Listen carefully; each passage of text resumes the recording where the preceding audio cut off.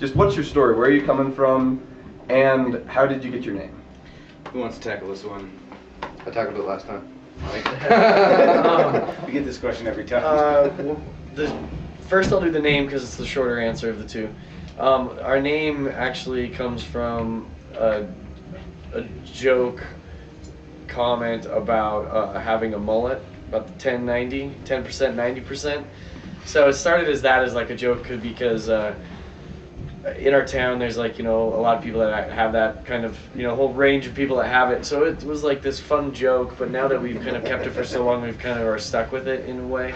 I mean, it's, we make it mean different things as well sometimes, but it's unfortunately a mullet. It's simultaneously. But it's also, it can be, English. yeah, it's not unfortunately, I shouldn't say that. And it's an enigma, so, we can make it, 1090 means this, if we can skirt that Snowboarding term. question.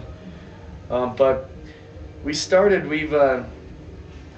really kind of came together because I guess Sean was working on a compilation. He had a small label that was going to put together a compilation of a bunch of Montana bands from our hometown. And he and I were kind of working on a song, and he asked Steve to sit in on it and play drums, and we pieced together a song for this comp, and we really kind of enjoyed working on it and doing things. So we kind of just started jamming, started doing stuff like that, and met Megan at Sean's restaurant. And we had another couple drummers, not Steve. Steve just played on this one time thing. And then later, we went through a few lineup changes, and we kind of settled with this 4 here because we kind of really worked. And we've been this 4 for maybe the last 6 years, 4 years.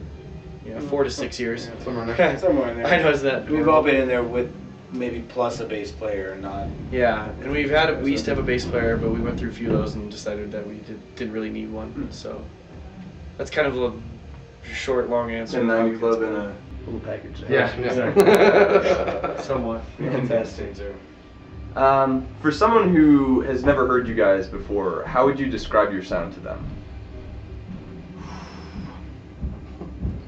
Oh yeah, I always say that it's indie rock, and then I list off the instruments. So maybe it would interest them with the violin, piano, drums, and guitar, and we all sing, and everybody kind of goes, "Oh, that sounds interesting." So I kind of just maybe lay out what we are versus saying, "Hey, we sound a lot like this," because I don't necessarily think that we sound a lot like a lot of bands out there. I guess we have at least a somewhat original sound. I think most of the time. So. And even when people we know tell us, "Oh, you sound like this band or that band," it's always, of course, we're just like, "What?" I don't hear that at all. Yeah, but we got Celtic folk music the other day. I was like, "Oh, whatever, man." Yeah, so it's tough to say.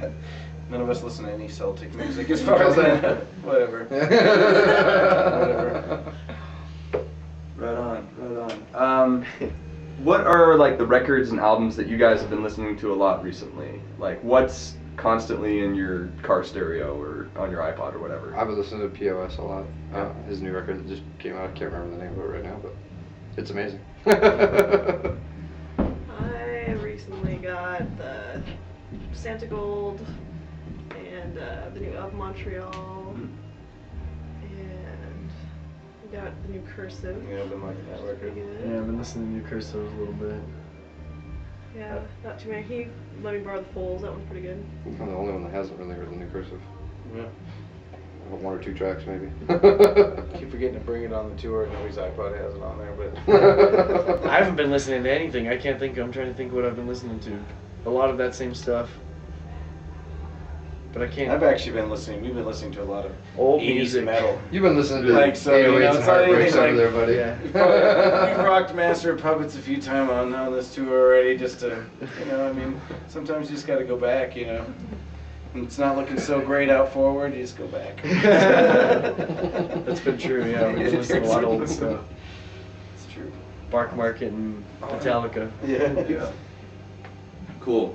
You sort of mentioned this earlier, just you talked about doing compilations with other bands from Montana.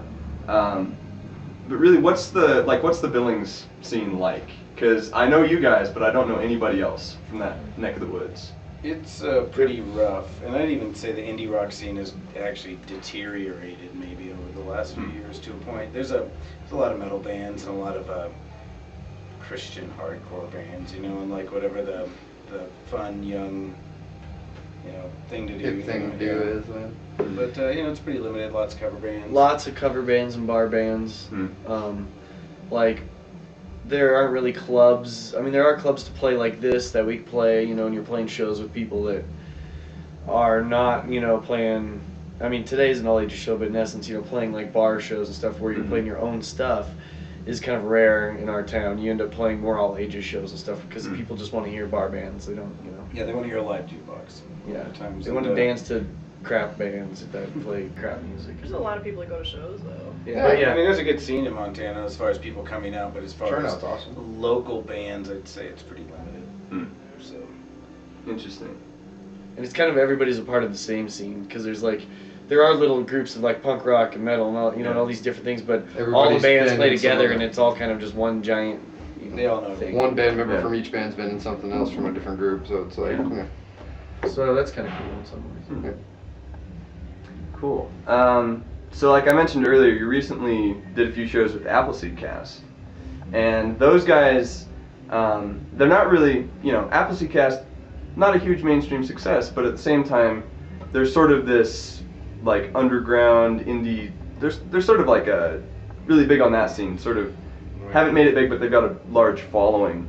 I was asking some of my coworkers at the blog what kind of questions they would want to ask, and one of them said, "Would you rather be a mainstream band or be like a he said Kings of the Underground," which I thought was kind of goofy, but yeah, you get the drift of it. You know, for me, that's an interesting question because people ask me that, and I always say I would never want to stop somebody from listening to our music. So I want to start there and say I would never say, I just don't wanna do because this. you're not in the scene, you can't listen to us, or just because you're not whatever. And I think sometimes that happens with music, but I think any fans that we have, no matter who they are, would be by the greatest part of the band all around because Yeah. that's what kind of makes you happen, you know. So That's what it's about. either, you know, I would love to be either or neither, or you know, like it's Ditto. Yeah, wherever you end up at. yeah, exactly. Yeah. And be appreciative for what you have, you know, instead of always. I guess it's not like we're striving to become the next Radiohead or anything, you know, but. We have realistic ideas of what's going to happen, so it's like anything that, you know, we get is great. So, you know, any sort of success in this business, since it's so kind of ruthless, is great to get. Whether you're going to, you know, have a song on the actual radio where, you know, you get very mainstream side, or whether you're like every band's favorite band that nobody's ever heard of, but every single band knows who you are, you know. And even to that one person that comes to your show and is so totally into your band, and maybe that's the only person that came to that show to see, but you know, to me it's like it's all the same.